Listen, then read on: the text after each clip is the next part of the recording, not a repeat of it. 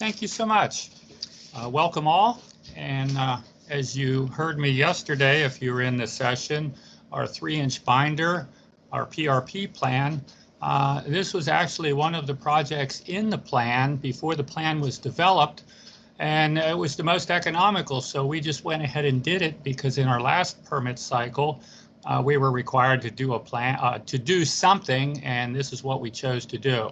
And it was a good move because it got our feet wet with how you do one of these projects. So the description, you've probably been reading this while you've been waiting, but basically it was a 2 project area, and I'll show here on the map that to the left there was a long swale that drains a large 71-acre, no, it's actually larger than that, a couple square mile dry basin.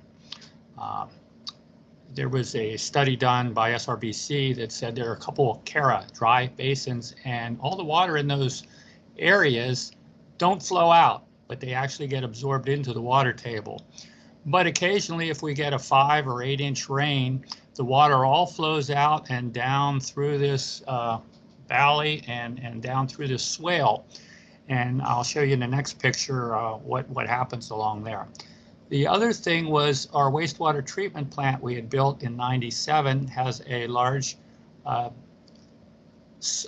basin that handles all of the area around the plant and future development, which is now a solar site.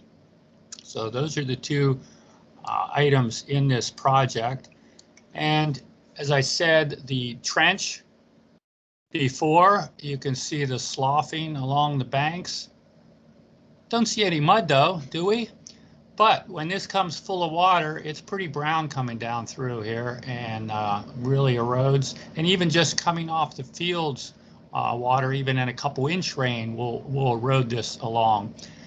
And what we did was widen that bank on this side. We didn't own the property on the other side, and the developer over there will do something in the future.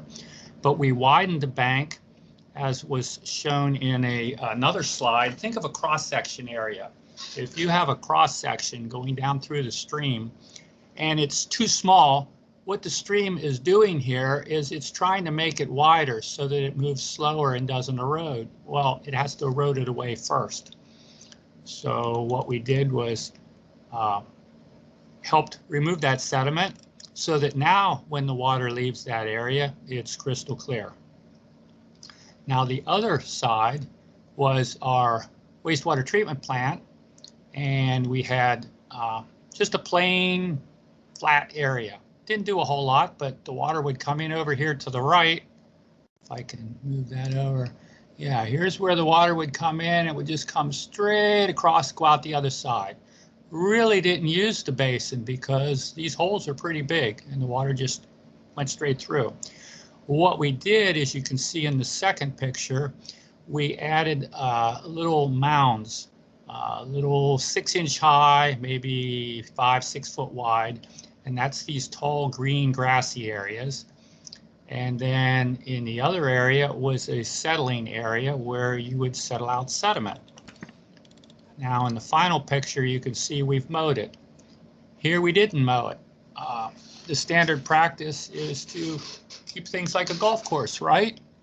Well, no, wait a minute. That's not how it was 300 years ago. This used to be meadow area or wooded area. So we're losing the environment's ability to sustain itself. It's not sustainable with what we do when we mow grass. So we put these berms in and thought, yeah, that's a good idea. It looks good on paper. Well, we had a solar site developed around the area. It's 25 acres of solar panels. And when the developer came in to do that, you know, they have their equipment running all around. And once you get the panels up, you can't run everywhere. You have to run in a rut area where there's a road. Well, that erodes away. And there was so much sediment coming in. Oh, by the way, they did have their silt fence up and their silt socks and all their BMPs in place, but there was still muddy water coming in to this basin area. And what we noticed was when it crossed the first berm, it wasn't quite as muddy. Crossed the second berm, it was a little cleaner. When it crossed the third berm, it was crystal clear, just like you see in the picture to the left. So that proved to us that even when we think we're doing the right thing with BMPs on a site, how many times do you see muddy water leaving it? Well, here is an awesome idea that our engineer came up with actually with land studies. It was mentioned earlier that just a few berms, there are 5 across here and there's 3 across here, 6 inches high. They were calculated at that height because if they were higher, the water, we did perk tests, and the water would infiltrate so slowly because it's a clay soil. We're in a limestone area. You get mosquito generation. So we wanted to make sure it would drain at least in 3 days. And then we put some signage in to show the public what we did and why we did it. And thanks to skilled staff from Land Studies and Flyway Excavating, we had a favorable project with the 6-inch berms. And this is up close what the first signage looks like. If I can get this centered for you.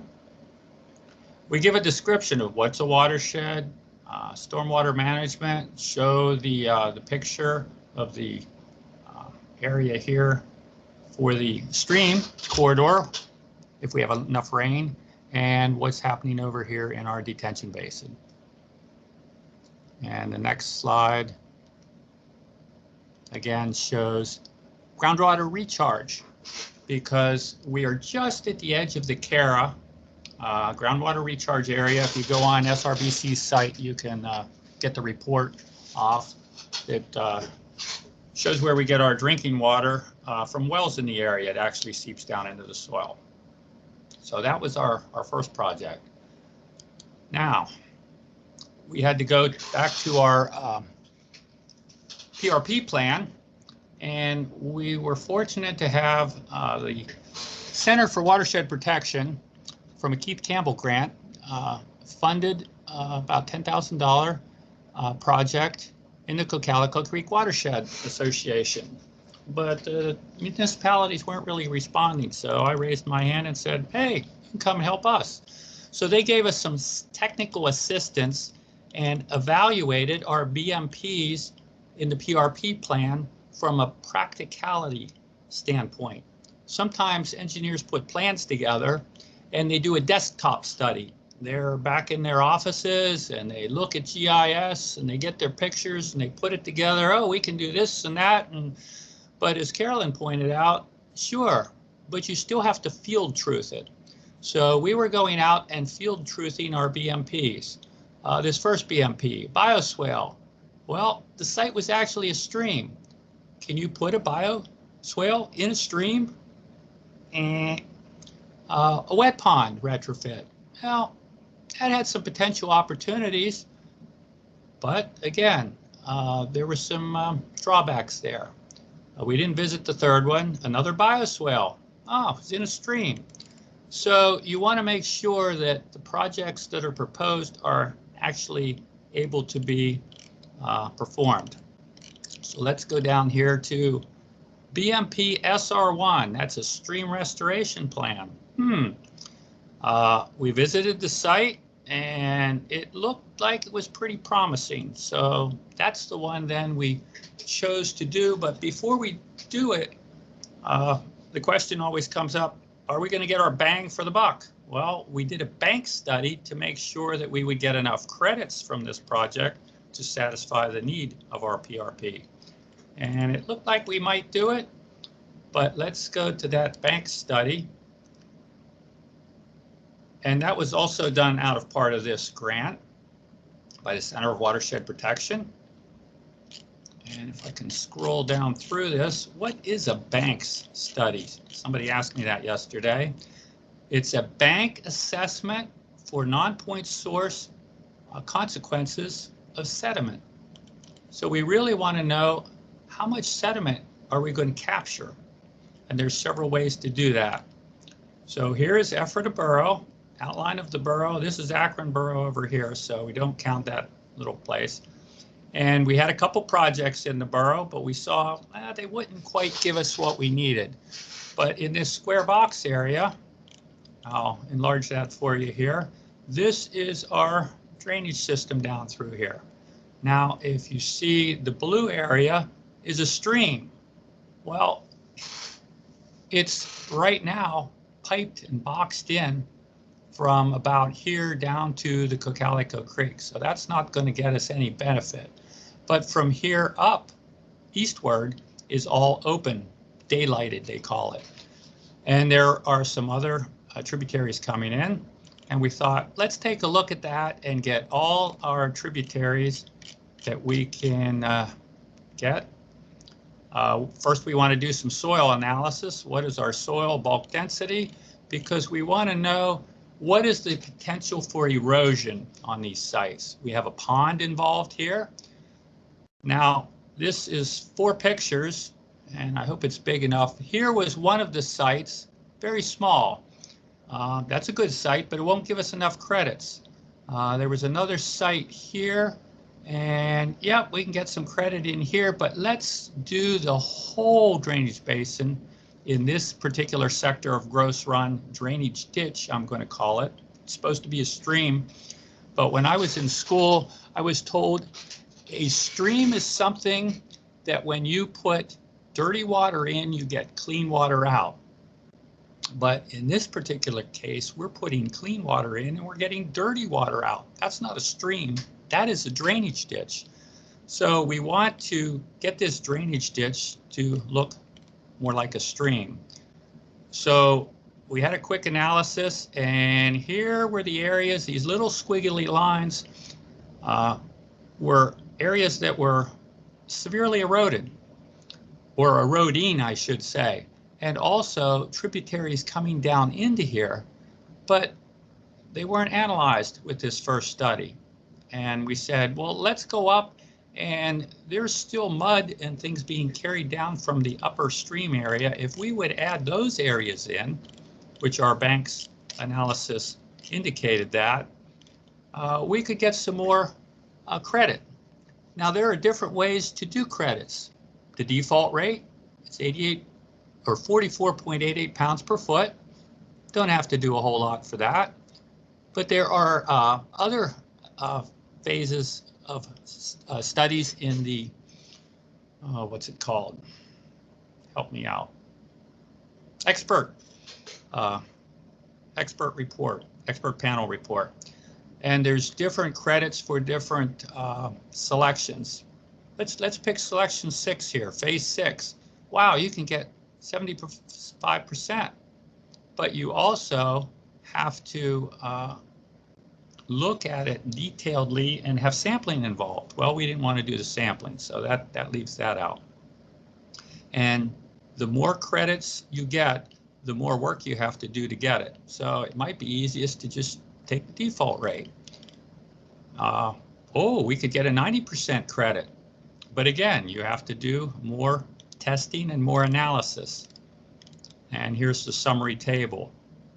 Now, if you look at this bottom number here in the left-hand corner, we need 121,454 pounds per year for our sediment reduction and nitrogen and phosphorus. So the 6 would get it, but we wouldn't quite get it with the first one. So we added more area into our study, and we ended up looking at, well, let's look. Let's take another look. We're down at the Cocalico Creek where this drainage ditch comes out. It's a box culvert, probably 8 foot by 12 foot. And what do you notice in the stream here? Little color over here, but see, it looks more brown coming out of this box culvert. So that's when we figured out, well, you know, our dirtiest discharge over the years has been Gross Run. Why don't we do something to fix that? Now we're working up there with our calculations, and it's showing, yes, we can get all the pollution credits we need.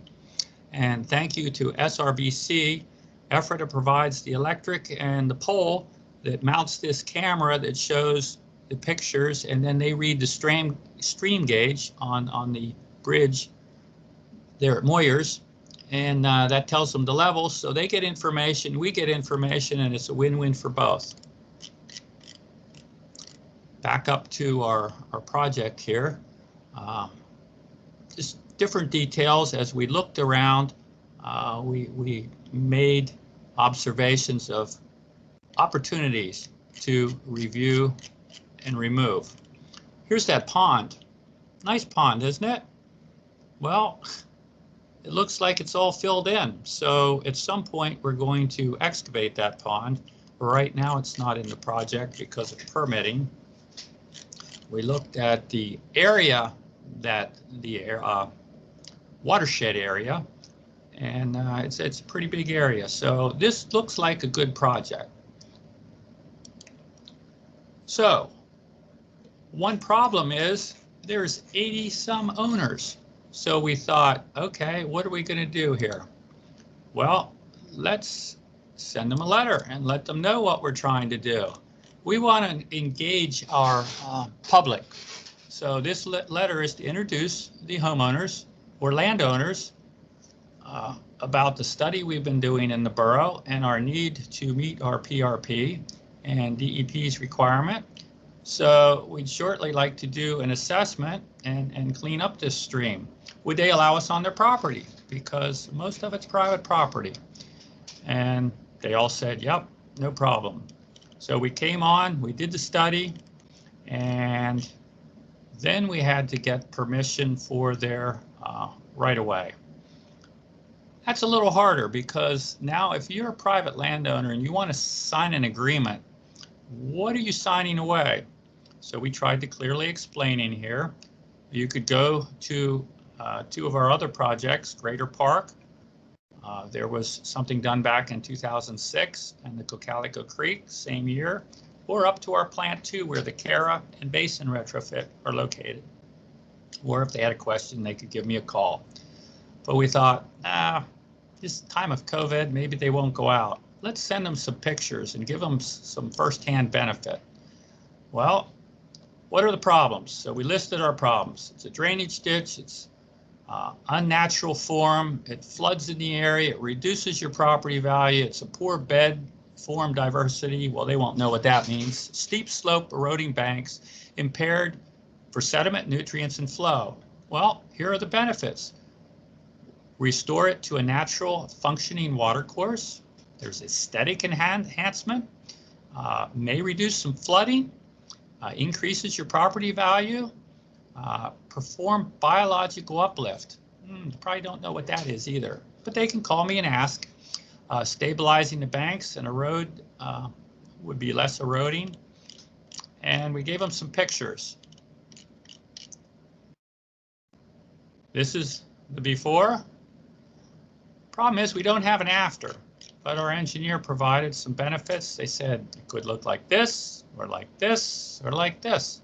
So that gave them something to visualize when they went in their backyard and saw the problems and then could see how it could be enhanced. Then we had to send them another letter because our first letter said, in a month or so, we'll give you more details. This is the letter then that attached the DEP landowner agreement. So now they've had time to ruminate and think about this project. And now we're asking them to sign on the line. But we wanted to help them out a little more. We got some plot plans from the developments in the area and from the county GIS, and we put on the stream project in colors so they could get an idea how much of their property was really being affected. And it didn't all fit on one map, so we have another map. It shows the other development. And look, how would you like to have a long, skinny property back here? And there's two areas. Probably you don't use any of this back here. Let's get some biological uplift, improve the area, improve the drainage ditch, turn it back into a stream, and then your property value will be enhanced. So that's the impetus here, and the borough will get credit and we'll have public participation. So we thought, hey, that's a win-win. Right now we have about 25 to 30 landowner agreements signed. We're still in the process of getting more. But let me give you a little, we're at the 30% design, and we had Rich Starr from our engineer for this project help us. And what he showed us was the functional basis for stream restoration projects. Actually, he was the one that co-authored this for U.S. Fish and Wildlife. We look at the programmatic and design goals. What is the borough's goals for this? What are we trying to do? Our site selection, watershed assessment, these are all the things that we go through when we're looking at a stream. So it might be something good to consider. First thing at the bottom, you have your hydrology, because it's moving water. That's probably the most important. You can usually do something for the hydrology. The hydraulics, well, that's dependent on your cross section. If you have an incised channel, there's not a whole lot you can do except pull back some of the floodplain and widen it out so that your water is not as deep when it roars down through there. You have geomorphic. That again is getting into a little more biology. You have the physical, chemical, and then you have the biological uplift.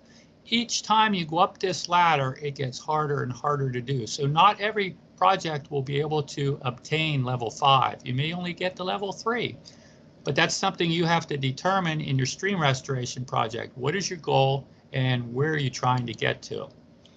So back to our area, let's look at what we can do in this area. We have a flow regime that just flashes down through. How do we know that? Well, you see how close these contour lines are above here. That's pretty steep. So the water's just going to roar down through there. We can't stop that unless we move the Ephrata mountain. That's not going to happen. Fortunately, it's forested, tree cover, leaf cover, so there's not a lot of erosion coming from up there. So that's a good thing. Where's our sediment supply coming from? Well, it's in these lower areas in the developments. Well, maybe we can do something there. It's low to moderate. It's not extreme, but it's something that could be bettered. How's our water quality? It's kind of fair if it's not raining real heavily. If it rains heavy, it turns brown. How's our landscape? Is it connected or is it incised along the stream? Well, it's kind of moderate. If you notice down here in the lower part, it's flat area. This is farmland out into the township, and we're currently working with the township and the farmer out there to put in BMPs. So we're trying to do a drainage-wide basin area, drainage catchment area, not basin, catchment area project that we can look at this holistically and fix all the problems in the area. Now back to our desktop assessment. Here's an example of steep slopes. We have that. Where do we look out on our geomorphic? Are we incised? Yes. Can we? What kind of fix can we get? And I'll go to the lower right picture. There's, I think you can see that. Can I up it a little bit? No. There's different stream shapes. And why does a stream meander? It snakes back and forth, back and forth.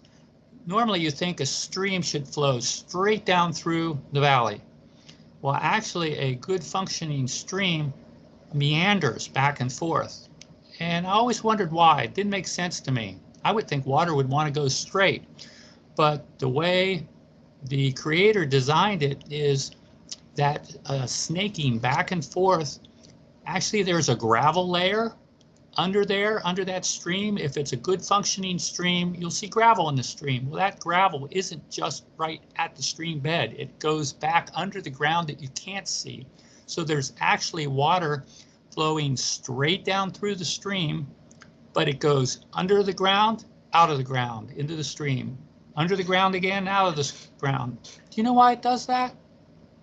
Well, at the wastewater treatment plant where I'm sitting, we have a process that does that. Aerobic, anaerobic, aerobic, anaerobic. Why does it do that? To remove nitrogen. Wow! An assimilative capacity is built into the stream by going aerobic and anaerobic, and that's how it can come out cleaner at the other end than where it started. Wonder who designed that. So, just a little sidebar there. Oh, went the wrong way. So, this is our project. As we looked further into it, we did some assessments close up, and we can take everything in the yellow areas and do some restoration. We have a confined valley in here. It's going to be hard, and actually I learned a lot talking to some of the old-timers, landowners in this area, that they said, oh yeah, my granddad, he put loads and loads of fill in here. It used to be all black and mucky. In fact, if you dig down 10 foot, there's black goo under there. And I thought, yeah, that was a swamp area. That shouldn't have been filled in. Now we have a problem. Should we dig that out? Or do we allow that landowner and land to just stay as it is and work with what we have? Well, the cost is going to be prohibitive, and the landowner won't be happy if we dig out all his fill. So we're going to have to work with what we have. So we took and broke the catchment areas into segments, and we analyzed these different segments to see specifically how much credits we can get out of the different areas. Because again, remember, we have this 121,000 pounds per year that we have to get out of this project because we want to do it all with this one. So we have the hydrology, the hydraulics, the geomorphology, the physiochemical, and the biological. This is what it looks like. Well, here's the landowner that had filled in. To the left, it hasn't been filled in. So maybe we have some opportunities on the left side, no opportunity on the right side. And what's this big box? Oh, that's a box culvert. Well, we can't do anything into there. Here's another area. Oh, boy, that's pretty steep. When the water roars around here, there's a lot of erosion takes place. But look, even on the inside, there's erosion taking place because where's the soil around these tree roots? So we have a lot of opportunity in here, but it's not consistent. So that's why we're evaluating this foot by foot, looking segment by segment. Oh, this is just somebody's backyard. Maybe we could dig this out. Well, talking to these landowners, their house is maybe 50 foot away from here. They weren't real happy to hear their yard disappear. So that's a constraint. So we have to look at what are the physical constraints to our project before we spend a lot of money here. Maybe it's not worth doing. Here's some area. The property is a little further away. We have a little more room to do. What's this grass in the middle of the stream? There's stream here and stream there. Up, some more opportunities. We have a parking lot that floods out. What opportunities can we take in this area? So that's what we do, is we walk through our project and kind of lay out our project, lay out the design. How much room do we have, and how much water do we have to convey through here? Because if the current passageway that the water goes in is not large enough, it will spread itself out to meet its need. Well, the engineer can figure that out, and that will help the stream not have to do its work. We can help it do its work, and then it will be happy. Here's a backyard that they kind of constrained the stream. That's not going to be real conducive to flow. Some more backyard areas, but it doesn't look like the property owners will have any problem through here. In fact, the property owner that owns this land was real happy. He said, sure, Jay, take these trees out, whatever you need to do. I'm a fisherman, and I realize what you're going to do here. So I appreciate that. And he's working with us, which actually that was the property that I thought would be the most cantankerous, but he was actually the friendliest. And some more pictures, incisement. And I want to hurry through here, but give you time to read the slides. Channel evolution. It will continue to erode laterally and vertically until the flood-prone area is recreated. In an earlier project this morning from, where was that? East Lampeter Township. They talked about benching the stream along the campground. Well, the reason they were benching the stream is to prevent this lateral and vertical erosion from occurring, because the stream will create the floodplain it needs to feel comfortable. And the way it does it, if you ever went to the ocean and tried to stand in the waves, how far out can you stand up in waves coming in from the ocean? The higher the wave, the less progress you make as you go out before it knocks you over. Well, that's what a channel does. It just knocks out the banks so that it can make the room it needs to survive. Some more photos. Some more of the same photos. And so what we did was, okay, where do we have opportunities? Another opportunity along a drainage ditch. There are a couple wetlands. Some are close and one's a little further away. These wetlands are opportunities, but they're also obstacles because we don't want to disturb those. But that gave us the idea, maybe we can add additional wetlands in here and get additional kidney value. The kidneys, they clean up our blood. Well, the kidneys of a stream are wetlands, and that cleans up the quality of water moving through. So the larger the wetland area, the more cleaning potential it has. And our 100-year floodplain, we want to make sure that we leave this area. We don't want to fill it in and increase flooding. We don't want to dig it down to create more erosion. So there's a balance that has to be done when you do a project. We have other constraints, utilities, roads, bridges, structures. What are the constraints on the project you're thinking about right now? And we talked about this already, but just to go through it, the most important thing is hydrology, because if you can't move the water through, and where is it coming from? How much water are you getting? Then you have the hydraulic, physically, what is your cross section? Do you need bigger base support, floodplain area? And then you go on up to your biology. Well, we do know there is some decent biology in this corridor because there are some minnows that are in there. But we won't go there. What I want to do is, this is what I wanted. Here's where I talked about the meandering stream. There are a couple options on how you renovate the stream. If your cross section is, say, down here, you could raise it up. But remember, that's also going to raise your floodplain. You can add a couple cross sections. You maybe can fill it in and move it, meander it. There are options that you may want to think outside the box. What can we do to make the stream better? But obviously, it's best to keep it where it is, because the more you move it, the more permitting that you will have to deal with. Base flow, you want to make sure you can get your base flow through, and your full bank width. How high up is the water going to come in a flood area, and what are the buildings and roadways that you have to protect? Because the last thing you want to do is make a project that creates a worse condition than you already have. Now, preferred plan. Okay, here is the before. You can see it's very constrained, and here is the after.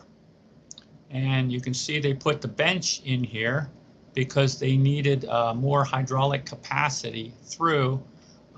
Just by armoring the bank will stop erosion, yes, but it also sends the velocity through here faster to create more damage downstream through erosion, and possibly more damage upstream by backing the flow up. So again, you want to look at your cross-sectional area and make sure you have a large enough area to pass the full volume of water without taking the soil and banks with it.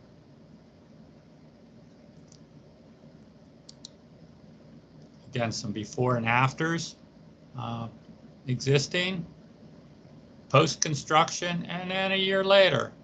Looks a lot different than this.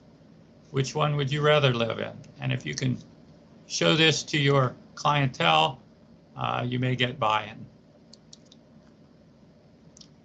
These are, I'm not going to go into the structures, but these are some of the structures that will be in our project to provide habitat area.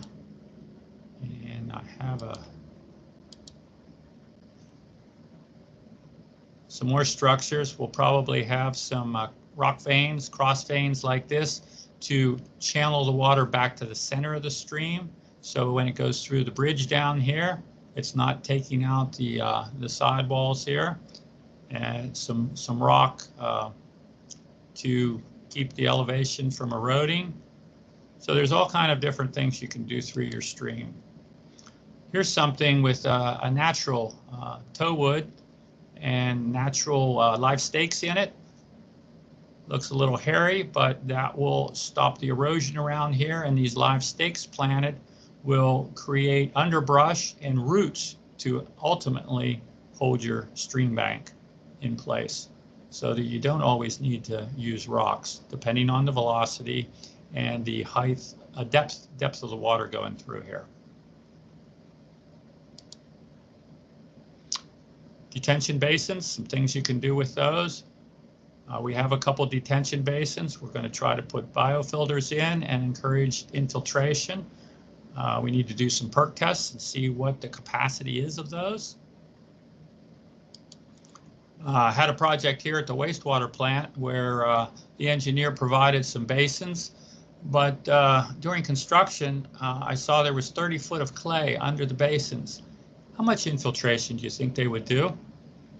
So we kind of made them disappear and had to pipe them because they were all full, and a mosquito pond. There was another basin that was at the top of the hill. Yeah, it looked good on paper, but didn't catch any water. So that's just a hole in the yard. Talked about TMDL, reduction credits for a stream.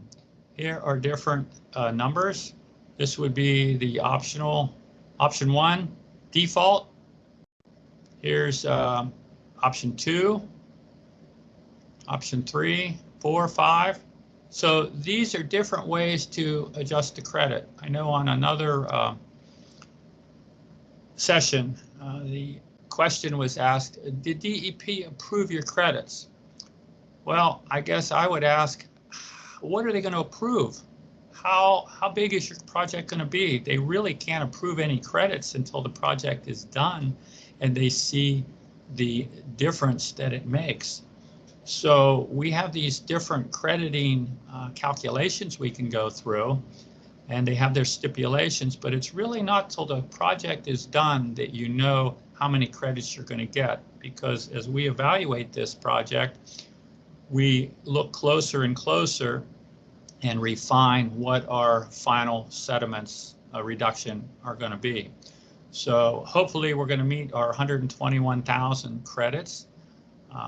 If we do the default rate, we know we'll get 97, but we also know that we are intricately looking at segments of the stream that will produce, that are currently producing more credits than this, and other sections producing less credits than this.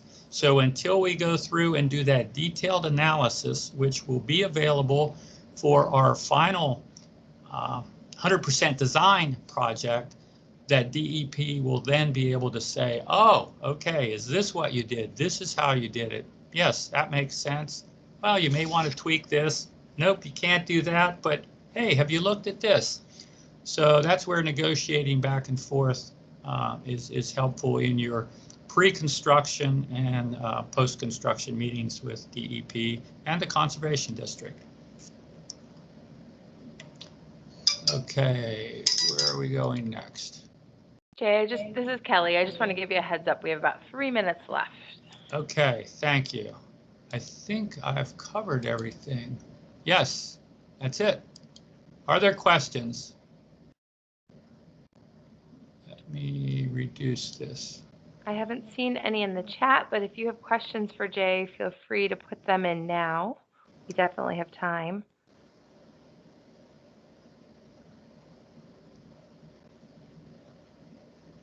While people are thinking of their questions, Jay, I have one. In terms of the outreach that you had done with the 80 owners, are you trying to sell them on the perspective that the stream is actually a part of their backyard? You know, you were talking about the one homeowner that was kind of frustrated potentially about the idea of losing backyard. Do you try to give them the mindset that, you know, there isn't really a disconnect between like their lawn and their stream? Yes, they're aware that it is their yard. Some of them are aware and some are not. Like the one I spoke about, yes, he's very aware. He's a fisherman. He knew where his property boundaries were.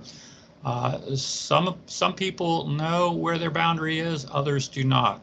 So what I do is try to go on their property with them. We walk the property. I explain what's going to happen in their area, what the options are, and then I ask them, what do you want to see? What are your goals for this area?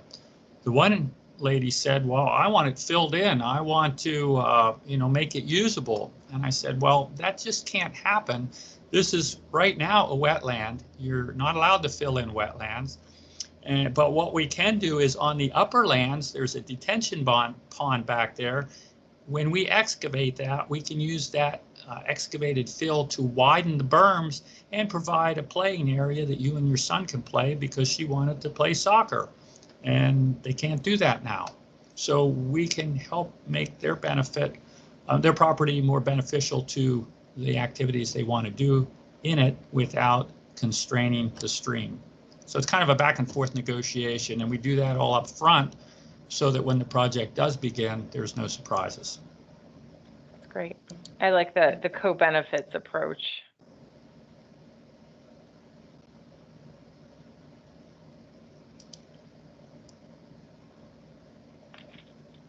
Any other questions for Jay?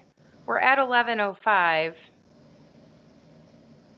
All right. Well, on behalf of all the participants, I want to thank Jay for his time. You can throw some appreciation in the chat for him as well, using an emoticon or leaving him a comment. But this is really interesting information, and best of luck with this project. I'm excited to see down the road what else you're able to accomplish in the Gross Run area. So thanks for sharing, Jay.